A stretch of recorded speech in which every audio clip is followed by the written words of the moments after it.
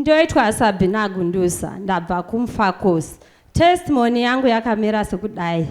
Musi weSunday last week ndakauya kuno kuchechi ndichirwara. Ndairwara nemudumbu zvimwe zvezvakaraudzira zvezvi. Ndakarwara for 3 days singadye ndisingade kana kumwa chimwe chinhu ndichingorarama ndisina chandiri kudya.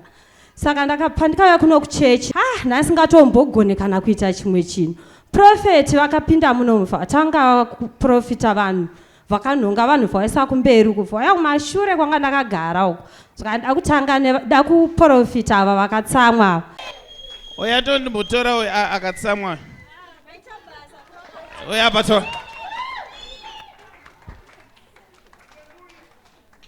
Vanditi enda kumberi, vandauya kumberi, zvikanzi makatsamwei.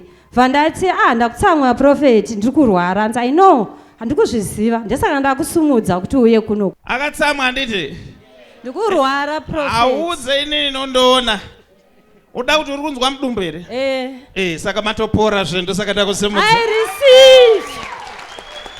Izvozvo uri kunetseka because hausi kudya. Chokwadi prophet. Uri kunzwa kutoti kudya hakuite. Amen. Saka uri kunzwa kutopera simba, uri kunzwa kunge zviri kuitika mudumbu mako zviri right. right. Prophet. Saka ndanzi naJehovha aporere pana panasi. I receive. Vakatanga kundiprofita zvandainzwa chaizvo kuti uri kupera simba, hausi kudya, hausi kukwanisa kana kuita chimwe chinhu. Saka ndiri kunamatira uchauya netestimony pano. Ndo testimony yandauya nayo.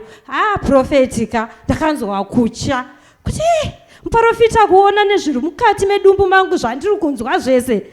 Baba musavadheerere. Patinopedza service yanhasi anofanira kutipa testimony. I receive. Nokuti Satani ada kumubvutira upenyu but tiri kuzviramba tozvirambisisa zve. Hazvibvumidzwe kuti zvidaro nezita raJesu. Bata mudumbu mako mwanangu. Ndakasvika kumba vandagara umba. Vandati kune mwana wangu ndanzwa nenzara ndipo chikafu. Vandibikira chikafu vandipa. Imi ndakadya chikafu nge munhu anopenga. Kudya chikafu kupedza chikafu chese ndopa ndikatanga kutonzwa kuita simba. Prophet ndinovatenda nokutendai baba. Adeton, you are free in the name of Jesus. Amen. Mama vachinotora zvavo kugara. Ivo Mwari vanoramba vari Mwari. Vanongotitumira mutumwa wavo kuzotisunungura. Ndofunga vazhinji makavatoona vachimhanya kusanganisira neno ndakatoona vachimhanya vachibvako vachiuya apa.